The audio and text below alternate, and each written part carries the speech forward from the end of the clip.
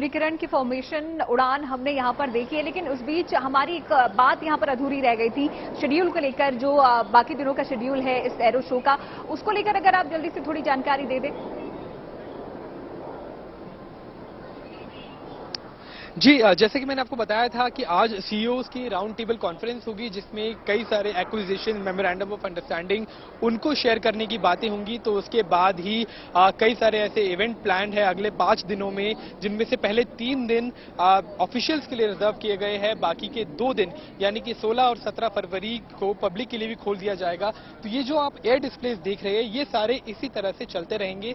लोगों के लिए भी, जब व्यूअर्स यहाँ पर आएंगे, जब दर्शक यहाँ पर आएंगे, तो वो सभी आकर इन्हीं सभी एयर शोज का, इन सभी फॉर्मेशन का लुत्फ उठा पाएंगे। बल्कि लेकिन जो शुरुआत के 3 दिन होंगे, उसमें आज सीईओ राउंड टेबल होगी, फिर एक बंधन यानी कि मेमोरेंडम ऑफ अंडरस्टैंडिंग, जो भी डिसीजंस लिए गए हैं उन्हें ऑफिशियल तौर पे साइन किया जाएगा। क्या कुछ हम एक्सपोर्ट करेंगे, क्या कुछ हम इंपोर्ट करेंगे, वो सभी जानकारी हमें मिलेगी। अगर बात की जाए एयर शो की 15 तारीख की, तो 15 तारीख को बंधन इवेंट रहेगा, जिसमें जितने भी यहाँ पर बड़ी ऑर्गेनाइजेशंस आई है, वो सभी हमारे जो भारतीय मैन्युफैक्चरर्स है, भारतीय जो इंडस्ट्री है, उनके साथ में अपने अपने कॉन्ट्रैक्ट साइन करेगी, उसको फाइनलाइज करेगी, ताकि आगे आने वाले समय में जितनी भी हमारी इंडस्ट्रीज है, सिर्फ एयर इंडस्ट्री की बात नहीं कर रहे हैं, बाकी इंडस्ट्रीज भी जो है वो किस तरह से एयर शो के जितने भी आउटकम है उनका उन्हें फायदा मिले, उनसे उन्हें बढ़ावा मिले।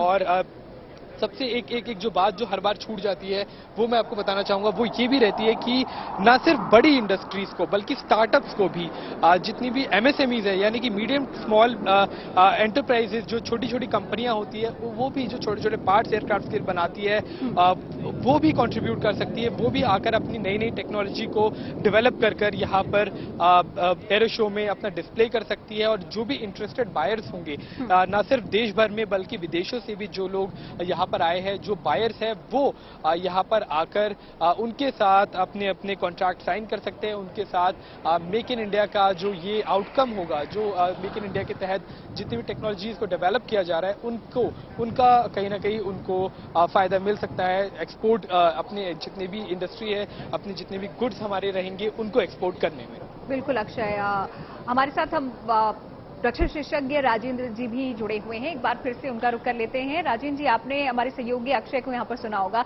जो पूरा शेड्यूल है वो किस तरीके से रहने वाला है। मीटिंग्स यहाँ पर होंगी और डिस्प्ले यहाँ पर किया जाएगा, फिर चाहे वो मेक इन इंडिया प्रोडक्ट्स हो या फिर जो छोटी एमएसएमईज हैं यहाँ पर अपना डिस्प्ले करने वाली है। तो एक तरीके से अपॉर्चुनिटी यहाँ पर दी जा रही है भारत को भी बाहर दिखाने के लिए कि हम कितने सक्षम हैं और क्या क्या हम नहीं कर सकते हैं। तो एरो शो में किस तरीके से यहाँ पर जो डिस्प्लेज होते हैं, उसको लेकर आपसे यहाँ पर ये जानना चाहूंगी, क्योंकि किस तरीके से यहाँ पर भारत को आगे ले जाने के लिए अहम भूमिका निभाते हैं।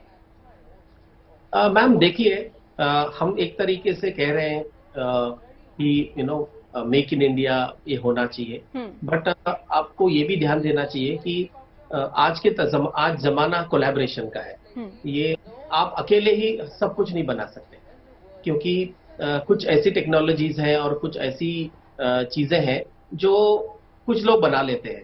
तो हमें अगर आप देखेंगे कि कोई भी एक आप प्रोडक्ट देखते हैं, यानी कि एक फिनिश्ड प्रोडक्ट, उसमें काफी सारे बाकी देशों के या बाकी ऑर्गेनाइजेशंस के भी कुछ कुछ कंपोनेंट्स होते हैं। और देयर इज नो, इसमें कोई गलत नई चीज नहीं है। Actually integration is the new मंत्रा।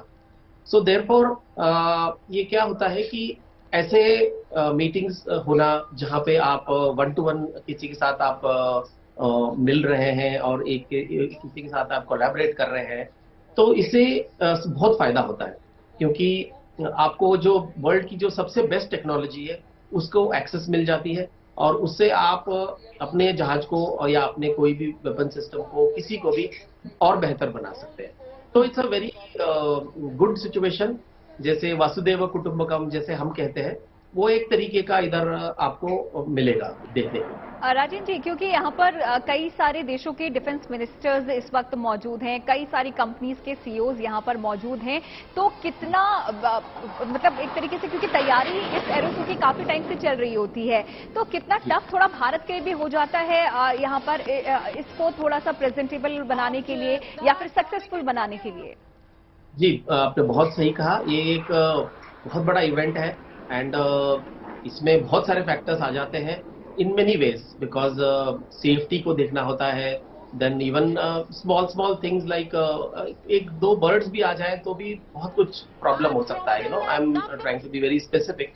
सो अगर उस लेवल से भी अगर आप देखेंगे तो आप एक छोटे से एरिया में इतने सारे डिग्निटरीज, इतने सारे एसेट्स, इतने सारे लोग, एक बड़ा चैलेंज है ये। सबको कोऑर्डिनेट करना, सबको अच्छे से देखभाल करना और सेफ्टी मेंटेन करना एक बड़ा चैलेंज है, जो मैं तो ये कहूंगा कि हर बार ये जो टीम है ये अपने आप को they are improving and they are making it bigger, better and more appreciable every year. I mean every time they do so. This is something very good. बहुत अच्छी चीज है ये। जी बिल्कुल राजेंद्र जी, एक बार आपके पास दोबारा लौटूंगी। फिलहाल तस्वीरें यहाँ पर हम देख रहे हैं और दर्शकों को भी यहाँ पर ये तस्वीरें हम दिखा रहे हैं किस तरीके से यहाँ पर जो देश की ताकत की, वायु सेना की जो ताकत है, सेना की जो ताकत है, उसकी तस्वीरें यहाँ पर नजर आ रही हैं। और अक्षय ये तस्वीरें हमें लगातार दिखा रहे हैं और एक बार फिर से उन्हीं का रुख कर लेते हैं। अक्षय, फिलहाल क्या कुछ चल रहा है वहां पे?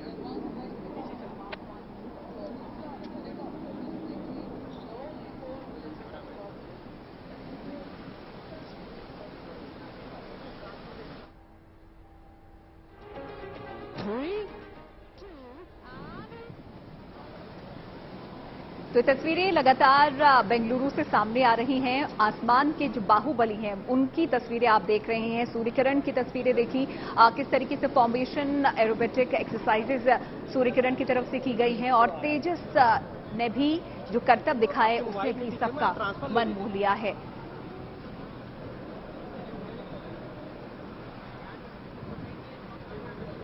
तो बेंगलुरु से एरो इंडिया शो की ये तस्वीरें आपको लगातार हम दिखा रहे हैं, जहां पर प्रधानमंत्री नरेंद्र मोदी भी मौजूद हैं, रक्षा मंत्री राजनाथ सिंह भी मौजूद हैं और इसके अलावा 32 देशों के रक्षा मंत्री यहां पर हैं और कुल मिला के 98 देश हैं जो कि इस कार्यक्रम में हिस्सा ले रहे हैं। और साथ ही साथ कई कंपनीज हैं जो कि यहां पर अपने अपने प्रोडक्ट्स इस शो में डिस्प्ले करने वाली हैं।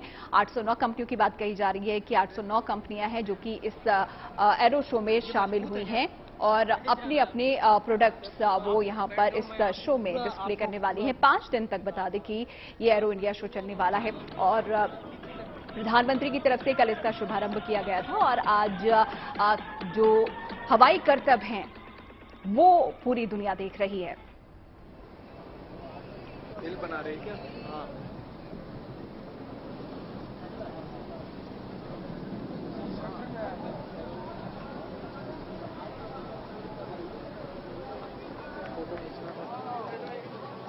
यही तो फोटो खींचने लायक है।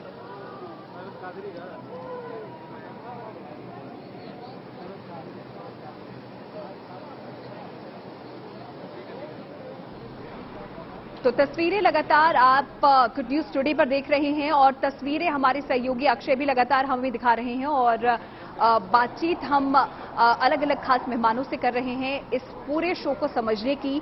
जो भारत निर्मित जो हेलीकॉप्टर्स हैं, जो विमान हैं, उनको समझने की कोशिश यहां कर रहे हैं। ये देखिए किस तरीके से फॉर्मेशन यहां पर बनाए जा रहे हैं अलग अलग विमानों की तरफ से, तेजस हो, सूर्यकिरण हो, इसके अलावा लाइट कॉम्बैट हेलीकॉप्टर्स में भी और कई ऐसे हेलीकॉप्टर्स हैं जो कि इस शो का हिस्सा बन रहे हैं और तस्वीरें लगातार सामने आ रही हैं और इन तस्वीरों के जरिए ही भारत की ताकत भी पूरी दुनिया देख रही है।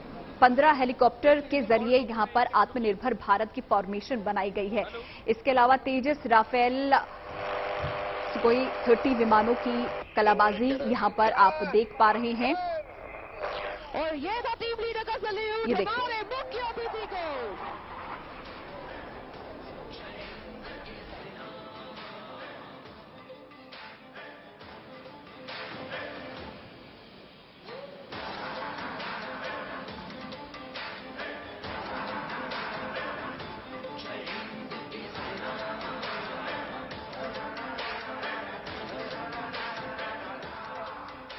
आज हमारे साथ ग्राउंड पर उपस्थित हैं विंग कमांडर अश्विन हमारे कैमरा क्रू के साथ।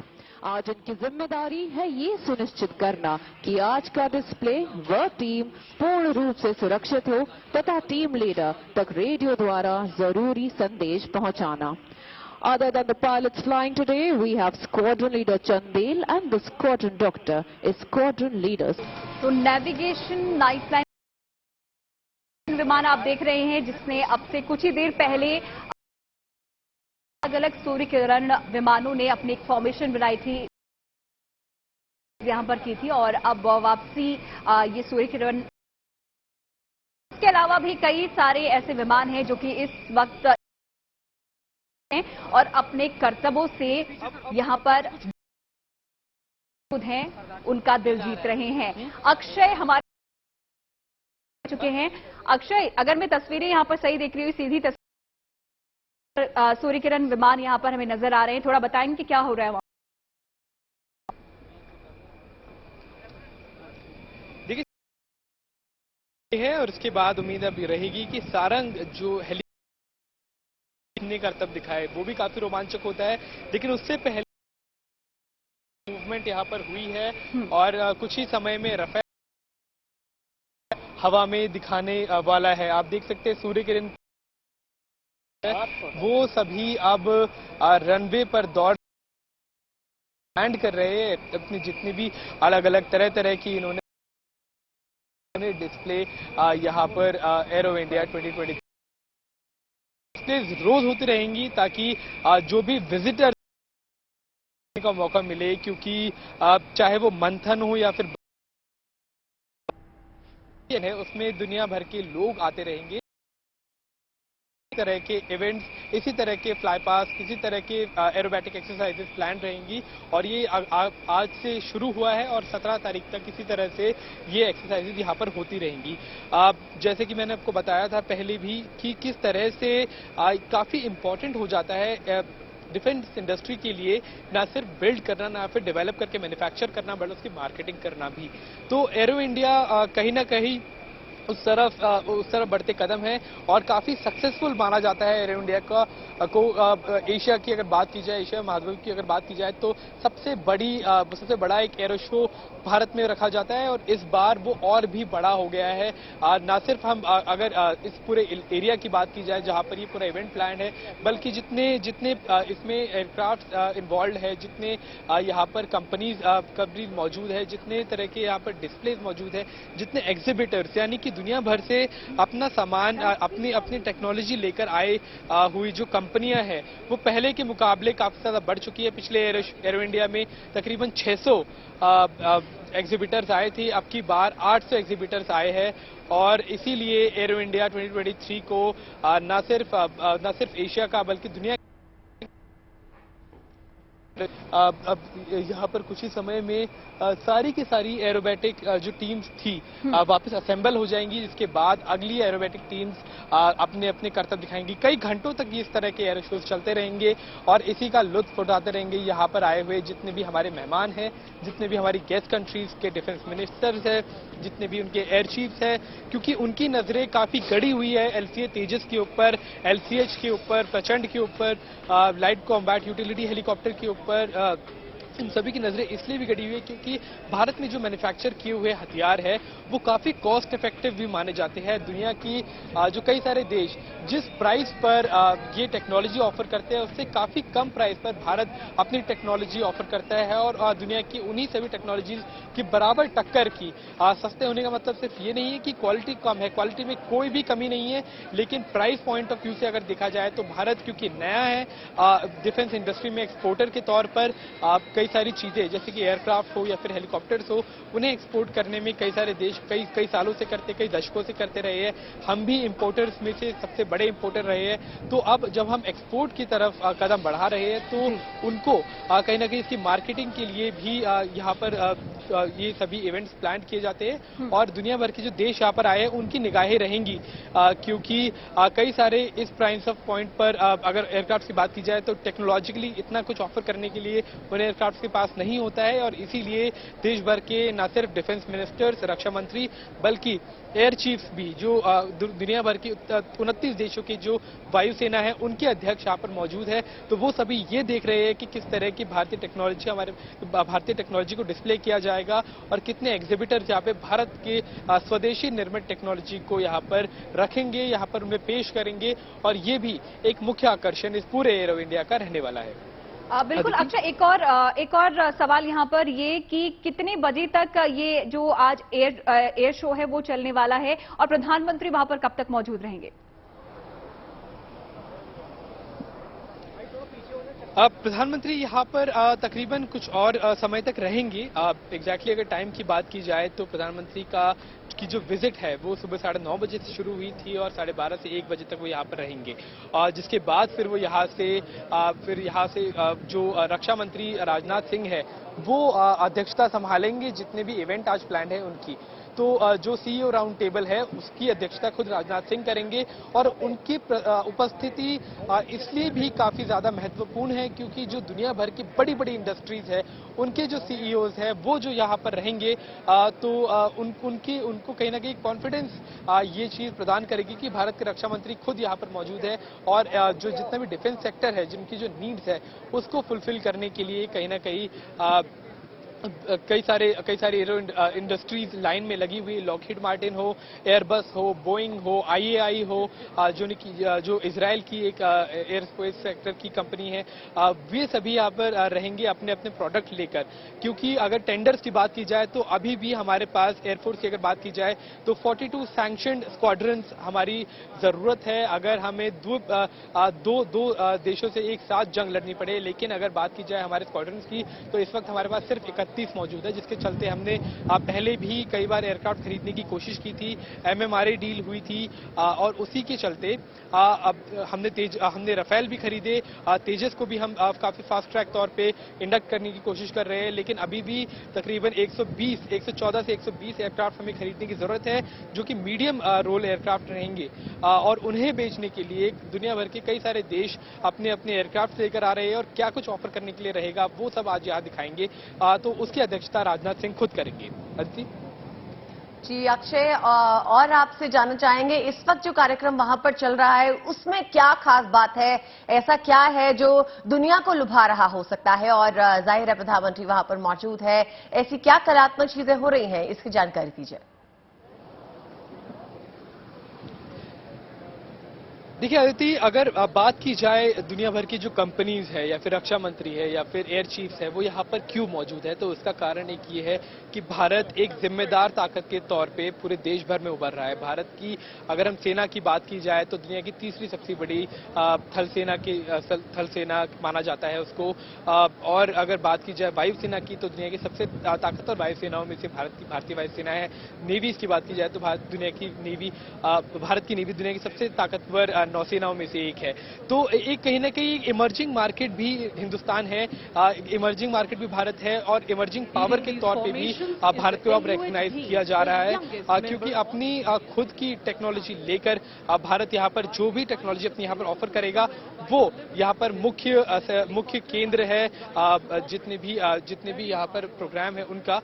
तो वो देखने वाली चीज यहाँ पर कई सारे देशों के लिए है कि क्या कुछ भारत के पास ऑफर करने के लिए है, क्योंकि टेक्नोलॉजी का देखा जाए तो कई सारे हमने पड़ाव हमने पार किए हैं, कई सारी चीजें हमने खुद भी डेवलप की है। तो दुनिया भर के देश हमसे क्या ले सकते हैं और हमें क्या दे सकते हैं, तो दोनों चीजें दोनों तरफ का एक ये इंटरेक्शन रहेगा और इसीलिए ये मुख्य एक सेंटर ऑफ अट्रैक्शन है जितने भी इंडिया का पवेलियन है, जहां पर न सिर्फ एयरक्राफ्ट बल्कि बंदूकें हो या फिर छोटी छोटी चीजें जो वायुसेनाओं के द्वारा इस्तेमाल की जाती है उनके द्वारा क्या क्या चीजें इस्तेमाल की जाती है ये ऑन डिस्प्ले रहेगा। तो उसके चीज का जायजा लेने के लिए दुनिया भर के देश यहाँ पर आज जुटे हैं बेंगलोर में और आगे आने वाले दिनों में देखने वाली चीज यही रहेगी कि 15 तारीख को जब बंधन का इवेंट है, जब मेमोरेंडम ऑफ अंडरस्टैंडिंग साइन किए जाएंगे, तो क्या कुछ ज्वाइंटली भारतीय इंडस्ट्री दुनिया भर के बड़े बड़े एरोस्पेस सेक्टर के साथ बड़ी बड़ी कंपनियों के साथ साइन करेगी और क्या कुछ भारत में बनाया जाएगा और डेवलप किया जाएगा। जी अक्षय, अब रुक करते हैं, आपसे बातचीत होगी। अक्षय, हम वापस लौटेंगे आपके पास। फिलहाल रुक करते हैं राजेंद्र जी का, जो एक डिफेंस एक्सपर्ट है। राजेंद्र जी, आपसे ये जानना चाहेंगे कि पूरा देश जो है, और देश के साथ अंतर्राष्ट्रीय स्तर पर भी भारत के रक्षा क्षेत्र की धमक देखी जा रही है। अब इसमें जो इजाफा हुआ है, उससे भारत को क्या क्या फायदा मिलेगा? देखिए मैम, हम एक अच्छी इकोनॉमी, जिसे एक रिस्पॉन्सिबल देश, इस तरीके से हम उभर के आ रहे हैं। तो इससे ये है कि कोलैबोरेशंस बढ़ेंगी, क्योंकि हम भी कुछ डेवलप कर रहे हैं, कुछ लोग भी कुछ अपनी चीजें डेवलप कर रहे हैं। तो ये जो कोलैबोरेशन का एक दौर अभी चला हुआ है, तो ये एक बहुत अच्छी चीज है, जिसे हम एक एज अ कंसोर्टियम बना सकते हैं कुछ देशों के साथ मिलके। और ये जो प्रोडक्ट जो है, इसका कोई मोल नहीं होगा। This will be one of the best in the world. So therefore ये एक अपॉर्चुनिटी है दूसरे देशों के लिए भी, कि हाँ, ये एक अभी अच्छा देश है, और इसका जो अच्छाई है, इसका हम हमारे लिए भी यूज करें। और it's a mutual, the feeling is mutual, where हम भी बढ़ रहे हैं, वो भी बढ़ रहे हैं, एंड साथ में हम आगे बढ़ रहे हैं, जो एक अच्छी चीज है। राजेंद्र जी, ALH, LCH, इन चीजों के बारे में हमारे दर्शकों को कुछ विस्तार से बताइए।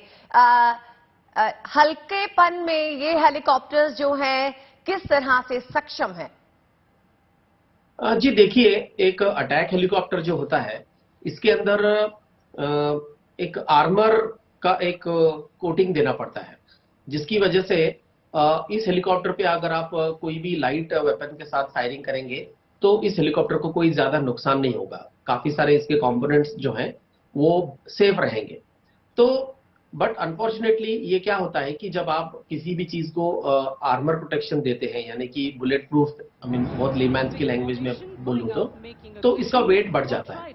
लेकिन हमारे जो एक्सपर्ट्स और हमारे जो साइंटिस्ट हैं, और या जो भी हमारे जो डेवलपर्स हैं, इन्होंने ऐसी चीज बनाई है जिसमें इसके अंदर आर्मर प्रोटेक्शन होते हुए भी ये एयरक्राफ्ट का वेट बहुत अच्छे लेवल पे है, जिससे ये with the kind of engine that it has and with the kind of power that it has, it can do many maneuvers and it can go to higher altitudes, and also ये एक अच्छा platform है जिससे आप बहुत accurately firing कर सकते हैं दुश्मन के ऊपर। राजेंद्र जी, हम बात कर रहे हैं तेजस की, राफेल की, इन हेलीकॉप्टर्स की क्या खासियत है, इसके बारे में भी कुछ जानकारी दीजिए।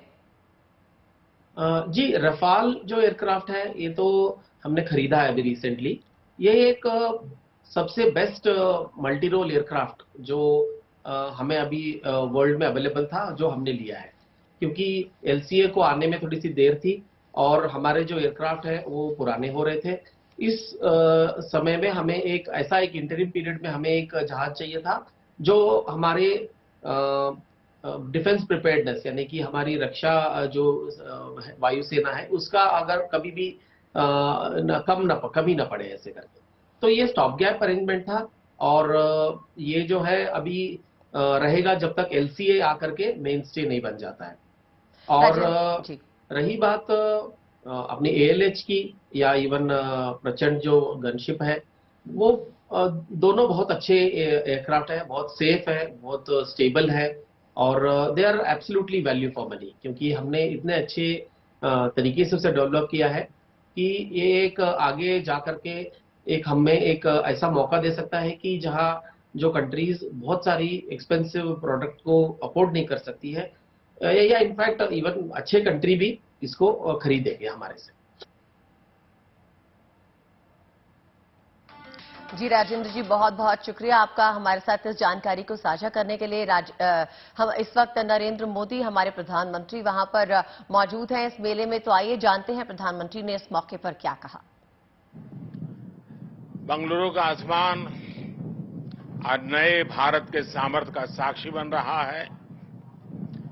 बेंगलुरु का आसमान आज इस बात की गवाही दे रहा है कि नई ऊंचाई नए भारत की सच्चाई है। आज देश नई ऊंचाइयों को छू भी रहा है और उन्हें पार भी कर रहा है। एरो इंडिया का ये आयोजन भारत के बढ़ते हुए सामर्थ्य का उदाहरण है।